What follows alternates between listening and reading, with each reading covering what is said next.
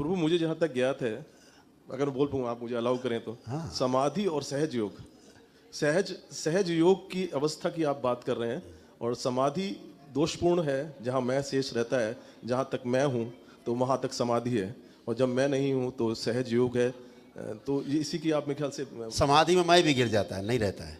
समाधि में नहीं रहता। नहीं रहता, न समा- न कुछ नहीं रहता। समाधि फिर कौन करता है?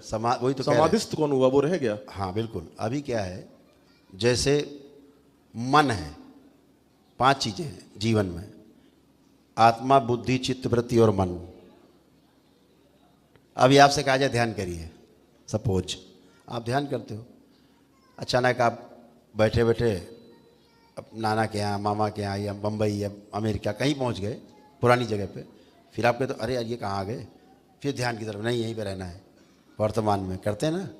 ये कौन देखता कि आप वहाँ चले गए, जबकि आत्मा तो एक ही है। तो ये कौन देख रहा है ध्यान में? वो है ना। एक्चुअली मैं बोल रहा हूँ, जो सुन रहा है, जो बोल रहा है, जो वार्ता कर रहा है, वो एक ही है। और जो दर्शन कर रहा है, जो उस अवस्था में होता है, श्रीमद् भगवत गीता में लिखा है, प्रभु उन्होंने, अर्जुन ने पूछा था कि वो प्रभु मेरा मन बार बार भटकता है, दौड़ता है, वो अपने को एकाग्र नहीं कर पाता। तो उन्होंने 2 उपाय बताए थे कि तू यही मैं अभ्यास और ध्यान, अभ्यास और वैराग्य, यही मैं कहना चाह रहा हूँ। अभ्यास और वैराग्य 2 साधन बताए। नहीं, यही मैं कहना चाह रहा हूँ कि जब अर्जुन ये बात कह रहे हैं कि मेरा मन बार बार भागता है, ये कौन देख रहा मन भाग रहा है? ये मन तो एक ही है। जी हाँ। जीवन एक, तो भाग कौन रहा है ये, और देख कौन रहा है? उसने स्वयं को मान रखा है ना, इसमें हूँ। मैं बताता हूँ। जीवन के 5 हिस्से हैं। आत्मा एक वस्तु है जिसे कहा गया कि वो कभी नष्ट नहीं होती। इस पे कभी आगे चर्चा करेंगे 2024 के बाद, जब 25 आएगा, कि आत्मा नष्ट होती कि नहीं होती है। अभी कहेंगे तो अतिशयोक्त होगा। अभी इतनी बात करते हैं केवल कि मान लेते हैं अभी ग्रंथों के अनुसार कि आत्मा नष्ट नहीं होती, अजर अमर है। एक लाइन में कह दें कि अजर अमर नहीं है।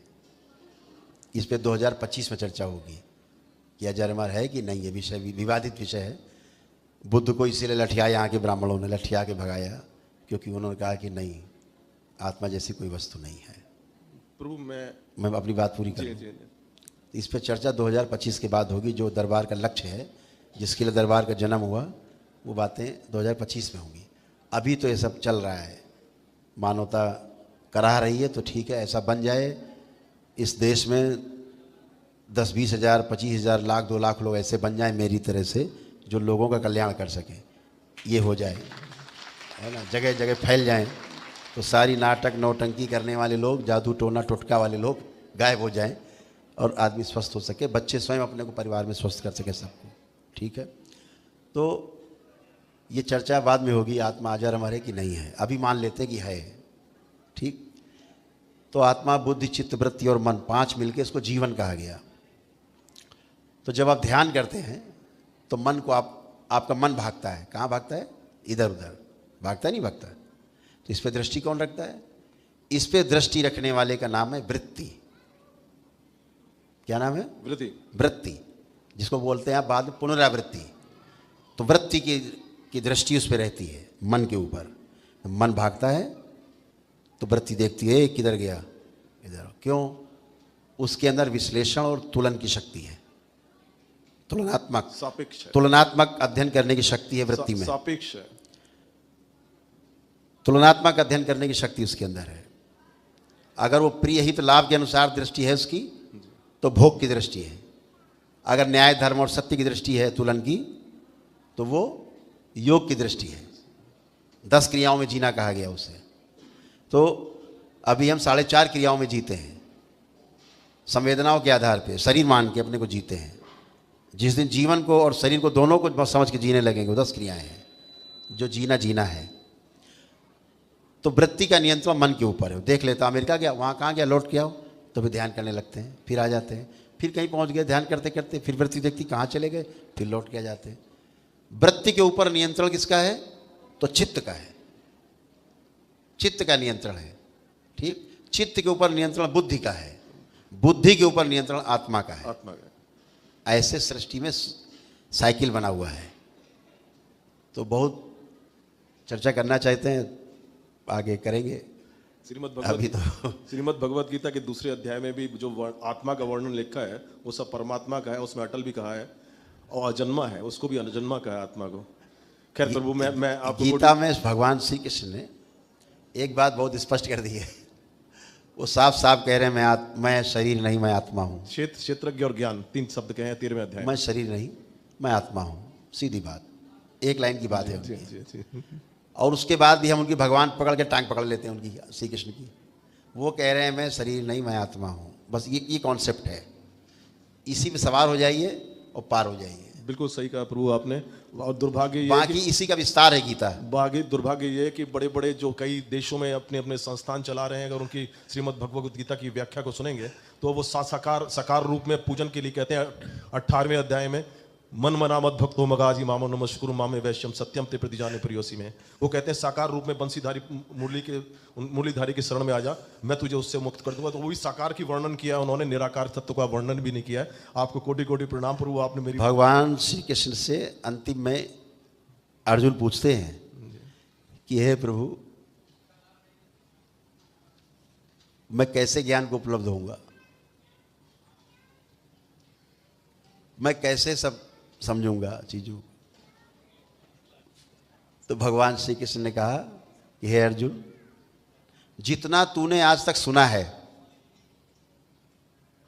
जितना अध्ययन किया है, गुरु मुख से सुना है, सब समझा जाना है, सब भूल जा। वर्तमान में रहे, सब भूल जा और छोटा बच्चा बन जा, जहां से जानना शुरू किया था, और मेरी शरण में आ, ज्ञान को उपलब्ध हो जाएगा। मैं प्रभु आपको एक वीडियो देख के जिसमें सबसे ज्यादा प्रभावित हुआ था, जिसमें आपने कहा वर्तमान में ही रहे, वर्तमान में ही करने का साधन आपने दिया था। उससे मैं चमत्कार को, मैं चमत्कार, यही चमत्कार है, क्योंकि कोई किसी को स्थिर भी कर सकता है, यही स्थिर होना होता है, यही तुरीय अवस्था होती है, कोई किसी को स्थिर कर सकता है। मैं इसलिए आपको कोटि कोटि प्रणाम करता हूँ। अब जैसे ये दरबार है जी है, जैसे अभी आपका अपने भूतकाल दरबार ने पीछे का भूतकाल आपका विजुलाइजेशन बंद कर रखा है। जैसे आप भूतकाल के बारे में देखें, कुछ विजुलाइज करें, आपको नहीं दिखेगा। आप करके देखिए, नहीं प्रभु, नहीं दिखेगा। मैं देखना भी नहीं चाहता। अभी जैसे मैं आपका भविष्य दरबार बंद कर दे, है ना, जैसे भविष्य का द्वार बंद किया जाए सभी का, पीछे तक सभी लोगों का बैलेंस। आँख खोलिए, अब आँख बंद करके देखिए, भविष्य के बारे में देखिए, कुछ दिखता है? कुछ कल्पना करिए, भविष्य के बारे में विजुलाइज करिए, चिंतन करूँ, चिंता करूँ, भविष्य के कुछ भी विजुलाइज करिए, कुछ नहीं दिखेगा। तो अब आप भविष्य के विजुलाइजेशन से भी बाहर आ गए, भूतकाल से भी पीछे हट गए, भविष्य से भी हट गए, अब वर्तमान में है आप। अब जब आंख बंद करके आप ध्यान करेंगे, अब करिए, कोई भी एक जगह एक बिंदु पे आ जाइए, एक ही किसी निराकार का साधना किसी में आ जाएं, आप देखिए वहाँ स्थिर हो जाएंगे। अब ना भविष्य में उड़ेंगे और ना भूतकाल में जाएंगे। करिए करिए, 1 मिनट करिए।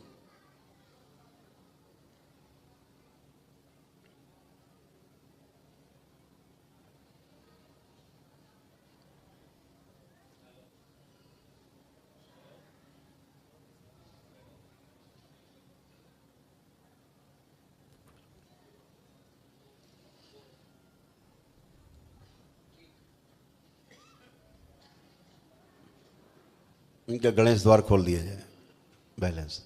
कहीं गए नहीं, ना भविष्य में कहीं गए, निर्विचार, निरिच्छा, निरसंकल्प अवस्था में मैं था। ठीक है, ना भूतकाल में गए। यही पूर्ण गुरु पहले करते थे। ये बाबा की शक्ति है, ये भोलेनाथ की शक्ति है जो हम कर आपके पास पाते हैं। ये सामर्थ्य है कि साहब आप वर्तमान में किसी को ठहरा दें और वो ठहर जाए। ये बहुत बड़ी बात है और मैं समझता हूँ ये परम लक्ष्य है इंसान का, कि तुरीय अवस्था में पहुंच जाए, वर्तमान में जीवन रहे, क्योंकि वही वर्तमान ही वर्तमान है, सर्वत्र में वर्तमान है परमात्मा, तो उसी में आप स्थिर कर देते हैं। बहुत बड़ी बात है, मैं आपको कोटि कोटि प्रणाम करता हूँ। पर वो मुझे केवल दो बातें कहनी थी, अगर मुझे आप। अब ये जो आपको हुआ जी है कि वर्तमान में रह गए, अब भूत भविष्य दोनों हट गए, वर्तमान में रहना ही ध्यान है।